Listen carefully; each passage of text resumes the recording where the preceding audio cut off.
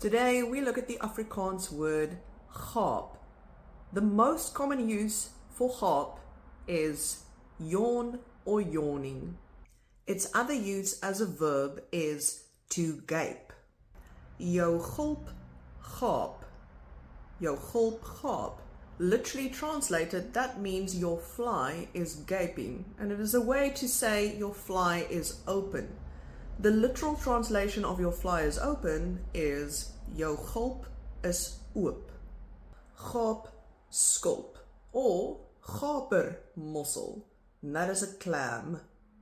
Vergaap aan. Vergaap aan. That is a verb statement that means that you are gaping at someone, usually staring with an open mouth in astonishment or amazement. Ek vergaap my aan jou mooi bene. Ek vergaap my aan jou mooi bene. That means I gape or stare in amazement or astonishment at your beautiful legs.